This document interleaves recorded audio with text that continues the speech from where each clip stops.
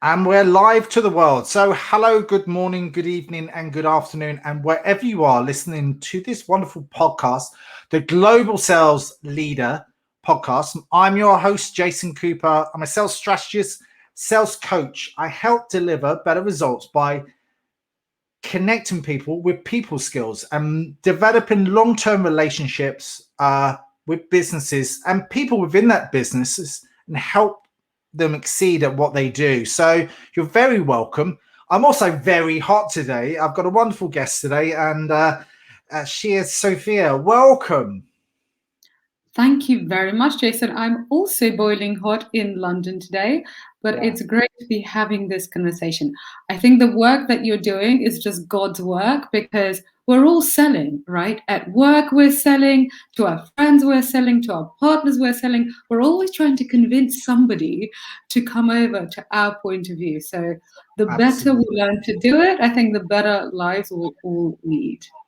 I think that that's absolutely true. So I do believe that every single person is a salesperson, whether they think they are or not. I think the name sales has been, it's been polluted in probably the 80s and the 90s by the cliche double selling window sellers and secondhand cars, dealerships, and all of that sort of stuff. I think maybe people in the past have been burnt, but now it's all professional. So many people in tech, so many people in Microsoft and LinkedIn and all of those massive global companies, they're all selling. So professionalism and education has gone up in the world, the way I look at it. A little bit about yourself, because we're going to be talking about tech in a short while. So look, you have a wonderful accolade and you have a good background, and what you're doing now is tech for non-techies. I'm looking away because I'm looking at my notes, so that's what I'm doing. And you've contributed to the Financial Times, The Guardian, Forbes, Entrepreneurship and Technology, and hosts top-rated tech for non-techies podcasts as well, which is good, and lectured in Chicago Booth and London Business School and Techstars Accelerator Program. I've actually met the leader of Techstars in Dublin about 4 years ago, I seem to remember. So as what you basically do, and I'm probably going to get this, hopefully get some of it right, is explain technical language that would make sense to non-technical people. Look, let's elaborate a little bit further on that, Sophia. If you can describe what you do so we can help our audience, and then we can go from there. Well, hello, audience. So at Tech for Non-Techies, we help smart, non-technical professionals understand enough about technology and digital transformation in order to succeed in today's economy, whether that is by leading digital innovation in a large company, or building your own tech-enabled business, or investing in one. And what I'm seeing for people who are non-technical professionals, there's this tendency to kind of think that there's this tech world and it's just passed you by and it's not for you. And then you end up thinking, well, in order for me to learn about it, I need to take a coding bootcamp. And, most people would rather scratch their eyes out. Yeah, absolutely. And what I want to say is that actually, if you want to do that, if that floats your boat, go for it. But there are other ways of achieving the same thing. What you need to understand is you need to have an understanding of some common concepts, and you need to have a common language. But you don't actually need to completely transfer all of your knowledge. You don't need to completely transform your career in order to participate in the tech boom. I totally agree. And look, I'm relatively technically enabled, but I'm not a coder. I just like to keep things simple in so that people can understand, and especially when you're in a technical environment, but you need to explain this to VCs. You need to have acronym-free zone. You need to have everything else. But I'm talking about that, but I'm also, my other question is going to fire straight in at you is, what made you do what you do? What were the key steps along the way to saying, this is what I want to do, but these are the anchor points along the way that made me aspire to doing what I do now? Well, actually, my own experiences of fear and loathing as I was transitioning into tech. So I began my career by working in the media in London, and then I worked in private equity. Because when I left university, all the cool kids, all the smart kids were going into consulting, media, and banking. So I did media, and then I did private equity. And then this whole tech boom happened, which basically nobody told me about. And I was like, oh no, that's where the fun is. That's where the innovation is. And also, that's where the money is. Yeah, of course. All right. Okay. What do you do when you want to transition your career, but you don't really know what you're supposed to do? You go to business school. So I went to one of the top business schools in the world, Chicago Booth. That's where Barack Obama was teaching before he went into politics. And so I get there and I'm thinking, okay, I'm going to do something in tech. I don't know what, but I know that's where I want to go. And, entrepreneurship is so exciting. So I started working on a tech-enabled business. And my business school, Chicago Booth, has one of the top accelerators in the US. It's where Grubhub and Braintree came out of. So I was like, I'm definitely going to go there. And then, success is guaranteed. So get a team together. We actually get into the accelerator. We do quite well. But the thing is, we're all smart business people, but none of us understand a single thing about technology. Like, we don't know what an API is. What does it look like? What happens in the back end? What is a server? Like, we don't know this stuff because nobody comes out of the womb knowing this stuff. So I did manage to actually raise some money from investors and create a business and create products that have been used by thousands of people around the world, and we've had a lot of accolades. But that whole process as a non-technical founder in tech, it was extremely difficult because there wasn't anything like Tech for Non-Techies. There wasn't this kind of translation mechanism to translate business to technology. And what I found was that if I wanted to speak to developers, essentially the only offers I had was, well, take a coding course. So I started taking a bunch of coding courses. I was doing computer science online from Stanford after doing my MBA and being $180,000 in debt. Also doing this online course. And Jason, I'm telling you, it was not a happy time in my life. And eventually, what I learned was that in order to succeed in the tech world, what you need to do is you need to co-create with technical professionals. Yep. And that is the case whether you're a founder, whether you're working in sales, whatever you're doing. Essentially, you need to be a good, educated team member. But you don't need to completely learn how to do the job that the other people do. And once I understood this, I was like, oh my God, epiphany. So I started writing about this in Forbes and those articles on what non-technical professionals need to know about tech. They became talks. London Business School asked me to teach a course, which, you don't say no to that. And out of that, Tech for Non-Techies, the podcast and the company were born, and essentially now that company is scaling, and we work with non-technical founders, but also we work with heads of innovation at companies. And also one of the things that I really love that we're doing is we're also working with people who want to transition into a career in tech. But in general, it's all about smart non-techies, essentially people like you, people like me, who have an understanding of business. We are not stupid. We're also willing to learn, but it's a question of teaching them the relevant stuff in a time-efficient way so they can get on with their lives and their careers. Yeah, it's not getting bogged down with the detail. Like, I think a lot of time you don't necessarily need to know it all because you're not programming. So why do I need to know that? I might need to know a couple of the acronyms along the way and go, well, I've got a rough idea about that. But you hire the best so they can do the necessary work and the designing. Like, I spend ages on Canva sometimes and going, I'm sucking 4 hours of my life doing that when I don't actually need to be doing that. I can give that to someone else to do, where I can focus in on, I can do it, but I'd rather focus in on adding value forward to people's lives in what I love to do, as opposed to going, I have to do that and I do that and I do that and create a website and whatever else. So how can we best adapt our core skills? We are talking about sales, and we are talking about the Global Sales Leader podcast here. So how can we adapt that for sales people and sales leaders to make their job more efficient?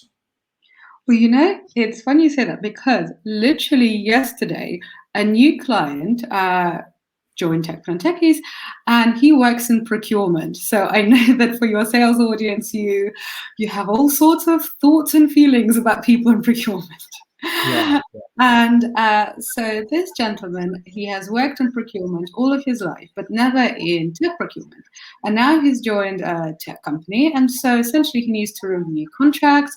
And he says that 50% of them are about technology businesses and 50% of them are non-tech providers. And then he also needs to essentially consult the C-suite. And when we were working out essentially how he can assess whether something is going to be worth it for the company, the way we boiled it down to was basically money and love, the two things humanity really needs. So Yeah. I said to him that whenever you have a technology that is being pitched to you, and of course you don't understand that, that's normal, we can ask two questions. How is this going to impact customer experience?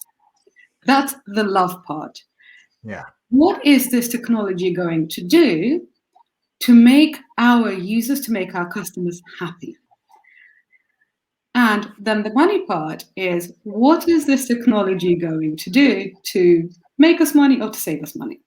Yeah. And so in all of this, as a non-techie, you can perfectly understand why customer satisfaction is an important thing, or why saving money or making money is an important thing.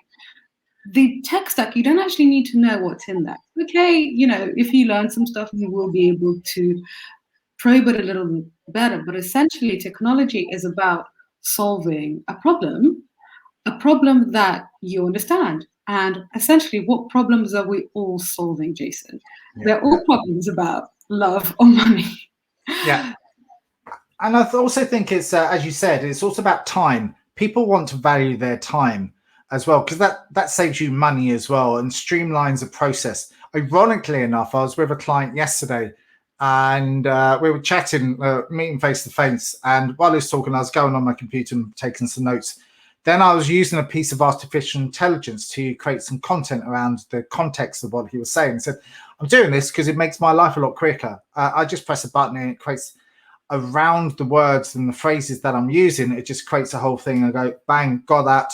Okay, well, we'll work on that and we'll work in this area. And it was going, well, I'm really surprised that you're using that. I said, but I'm using it because it saves me time. It makes me more efficient. Then I can spend more time focusing on you and helping you solve your problems. And I think that's wonderful, using lots and lots of things. But I do think there's sometimes we get, I like shiny objects, meaning I go, oh, I like that, and I never use them. But there's a certain few pieces of technology that I love to use. So while I'm thinking that, I've got another question that I need to ask is, you came up with the idea and you're obviously getting people involved, which is also a really wonderful tool to have to enabling others. So you're using a lot of your persuasive linguistics and language that you use to. So what do you do when you do that? Because it's fascinating to understand how you influence, persuade people to get on board with what you're doing.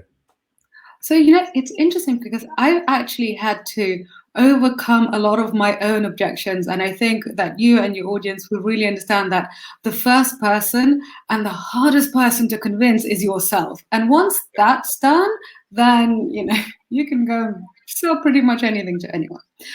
So first, when I was just literally only giving talks to non-technical founders, and I was literally just giving talks in a WeWork in London, I was thinking, do I really know what I'm talking about? I thought, well, I have achieved stuff and people are coming and they are paying me and they are getting results. So I think it's all right. And then the founders course was essentially born because people wanted it. And so once I overcame that objection in myself, that wasn't that difficult. What was more difficult is the course that we now have for corporates and for corporate leaders, which is called How to Speak Tech for Leaders. Because essentially I was thinking, well, what specific things am I going to say? Okay, you learned this stuff, and then what will you do? And I was really struggling with this, honestly. And then what I realized was that actually what my core belief is that in today's innovation economy, you simply have to know these concepts. It's a bit like you need to learn how to read. You need to learn how to add up. Your maths teacher is not going to tell you, okay, if you learn your times tables, you will then be able to do X, Y, Z.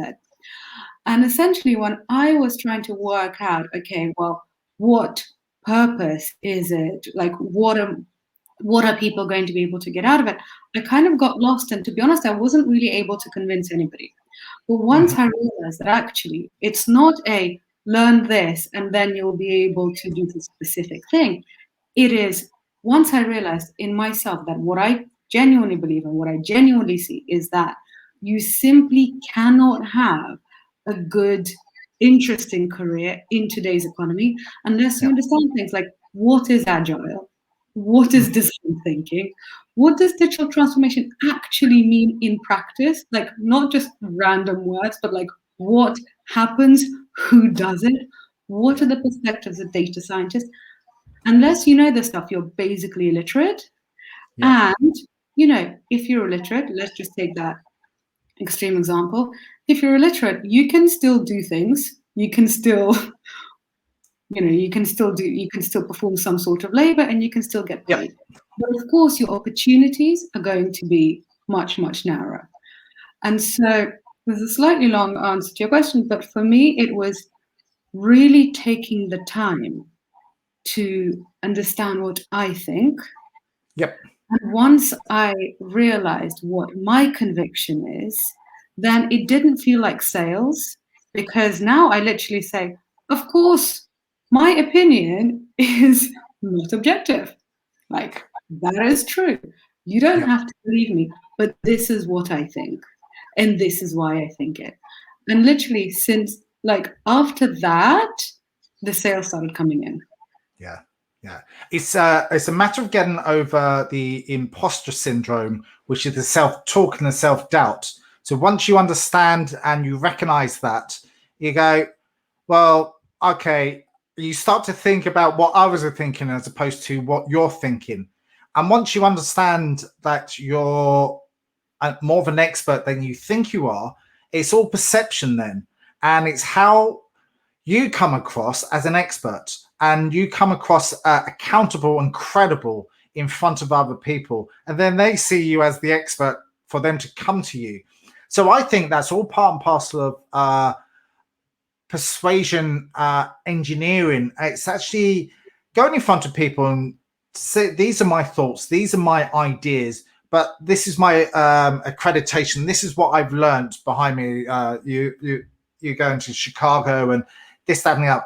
Adds so much more power and worth behind you, plus the experience and everything else. That's what I find with the stuff that I do now. It's your own ideas, your own credibility, but it's also the people that you've aligned yourself with gives you and raises up your profile. Exactly what you've done here. So who along the way has mentored you into doing what you've done? So one of the people I really, really look up to, who's actually an exquisitely brilliant salesperson who's a mentor of mine, is Emma Sinclair. She is the founder of a company called Enterprise Alumni, and she also IPO'd her first company before she was 30. So she's got an damn good OB or MB, and she has a regular column in the Telegraph, and she is just a hustler. When I kind of, we all have those days when you think, I'm working so hard and something should have happened, and, why isn't the world giving me what I want? Like, we all have those days. And literally, I speak to Emma for 5 minutes, and I'm like, okay, I can do this. I've got this. She's literally like a cup of espresso. So you can actually follow her on Twitter. She's got a really good Twitter profile, and she also writes for the Telegraph. And I do think that for me, seeing somebody who I identify with in some way, that has been more helpful than maybe some people who are also brilliant, but I just don't see a commonality with them. Like Emma lives in London. Emma and I know a few people in common. She's also a non-technical female founder in tech. So I literally look at her and I'm like, I want to be like her when I grow up. Well, that's you also have to align yourself. It's the same old thing, is you align yourself with people that will bring you up, and you align yourself with positive people that are going to inspire you and motivate you. And that's what I do as well, is you surround yourself up with people that's going to challenge you, but also make sure that's giving you the right food for thought as well. So you can actually go, okay, well, I have the ideas, I have everything else. So yeah, let's go out and do it. And you know, you've done it. So what do you think of your character traits, or what do you aspire as the character traits you just suggested your friend there, that are success or have the elements of being successful in leadership? And like, you're involved with this as well. So what are your character traits? And then have a look at others as well. So in general, I think that I really like people. I really like connecting with people. I really like understanding what makes them tick. And there are good sides to that and there are bad sides to that. You know, this is why Non-Techies started working with founders, because the founder journey is so emotional, as you know. It is so insecurity and passion, and then you add the tech element. And even though I was literally just talking to them about the technology and the digital bit, I was just like, I feel you, and I just want to hug you, and I want to make it all right. And now that we're scaling to bigger companies, I was thinking, oh my God, am I going to have to let go of this emotional thing that I do and this emotional thing that I really love? I've decided that I'm not going to. And, you know, if maybe that puts some more kind of corporate straitjacket people off, then we're not meant to be together, because that's not going to be a good, genuine relationship. But at the end of the day, corporates are made of people who have souls. And so this is what I'm good at. I'm good at this human to human, I get you, you get me connection. And once we establish this human connection, then all the business stuff, that's just logistics, you know, that's just a process. But I think the human to human, for me, that's the most important thing. But, you know, there is the other side to that, is that you can end up kind of so much falling in love with a person, or they end up falling in love with you so much that you actually then need to say, okay, you know, this was a fabulous meeting, but we haven't actually achieved anything.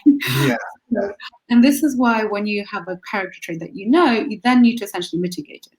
So, for example, I know that because I have this tendency to really want to connect with people, I will need to bring an agenda, and I'll need to send them this agenda that, you know, these are these 3 points. I'm going to teach you these 3 points.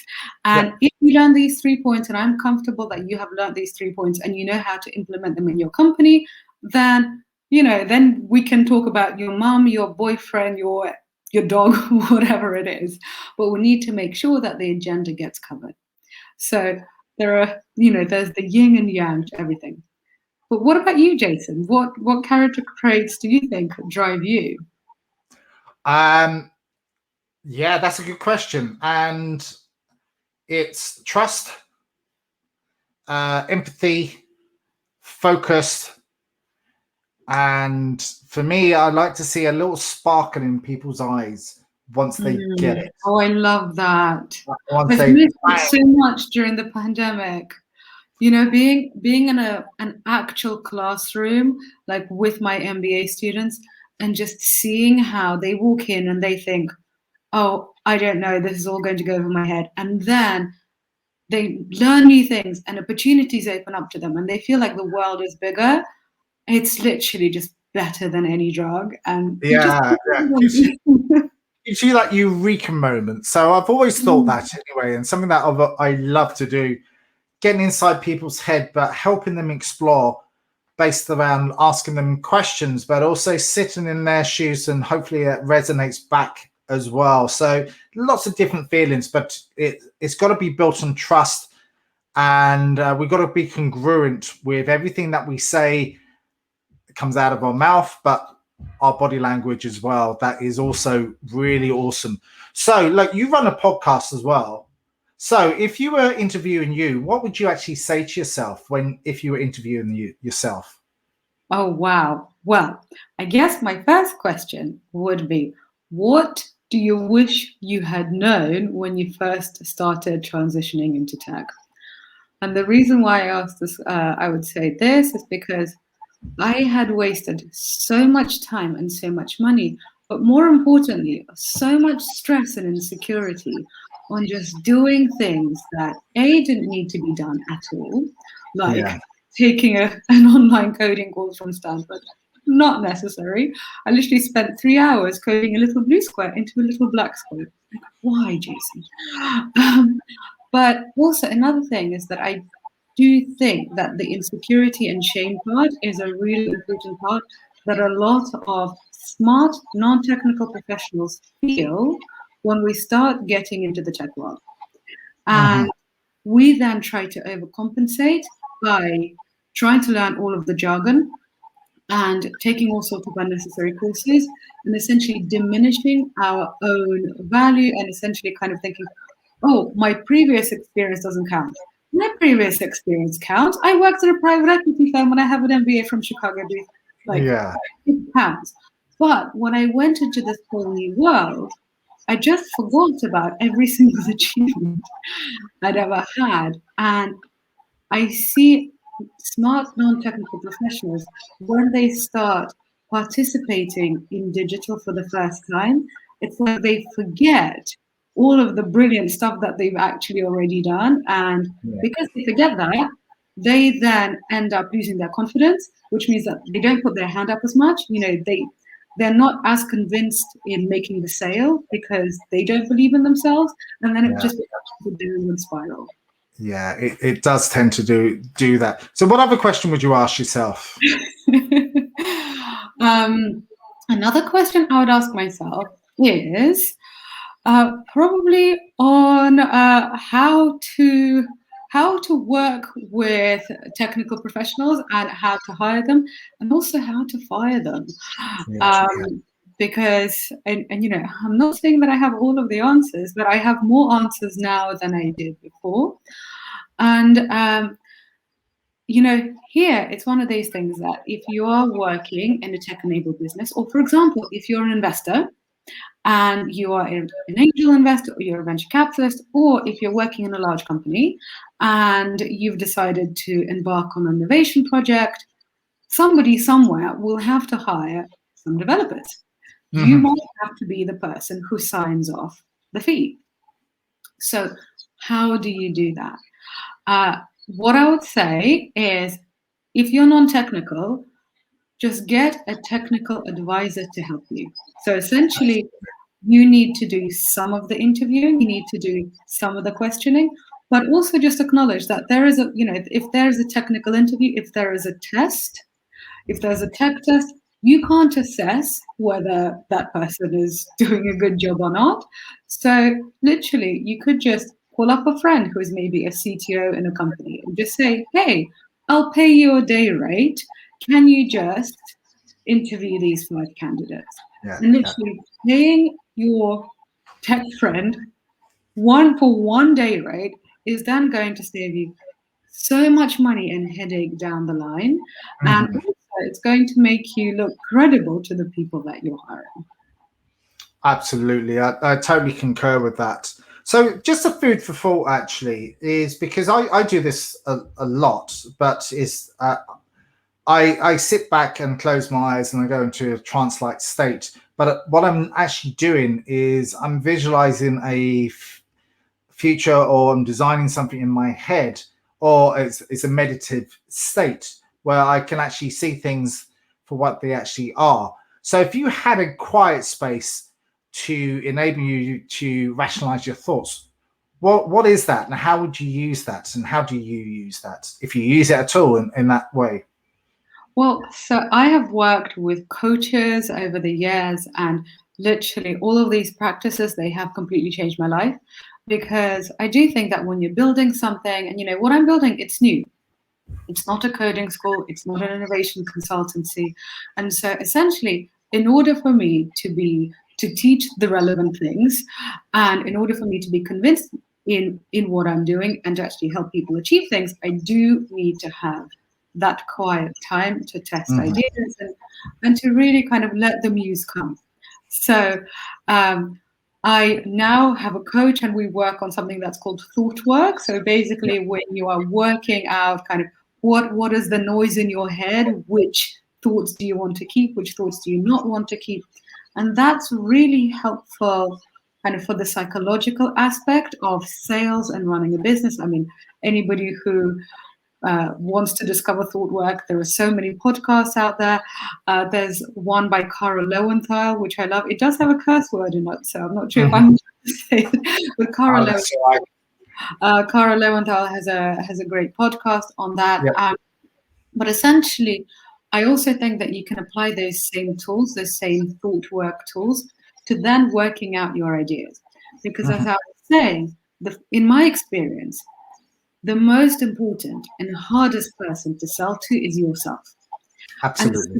And so I think, literally, before I create a new program or before I launch a new product, I literally do this thought work process by myself. So I write out what I'm thinking. I literally poke arguments. It's literally like the Senate. It's like the Roman Senate happening at my desk with myself. And then out of it comes something eventually, not straight away. Like recently I was working on a new thing, and it took me literally every single day. I was doing probably about half an hour of this kind of thought work stuff to come to something that I believed and to come to something that I thought was coherent. But once I got there, then that's it. Then it becomes unstoppable. Absolutely. If you've ever read Think Rich, Grow Rich by Napoleon Hill, which is written over 100 years ago, he interviewed the most powerful people 100 years. And in chapter 3, they talk about the inner coaches that they speak to.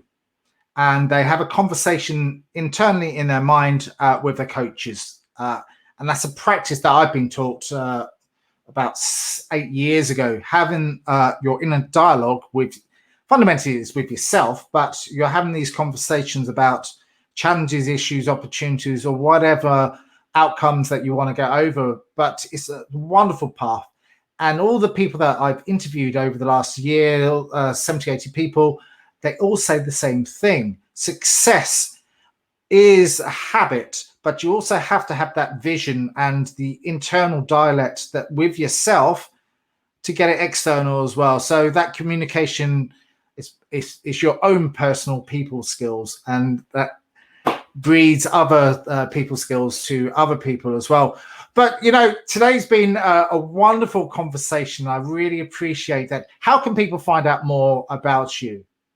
So they can listen to the Tech for Non-Techies podcast, which is one of my favorite things to do. Or if you're on Instagram, just go to Tech for Non-Techies, or follow me on Twitter, which is Sophia Matveeva on Twitter. Awesome. I really appreciate it. And thank you so much for coming on my show today. You're listening to the Global Sales Leader Podcast. I'm your host, Jason Cooper. If you like this and you want to give it a 5-star rating, I'd be absolutely honored on iTunes. It's also available on Spotify and all the others. I also put this out on YouTube as well, so you can actually see us as well as hear us, however you want to do that. So I appreciate that, and have a wonderful day. Thank you.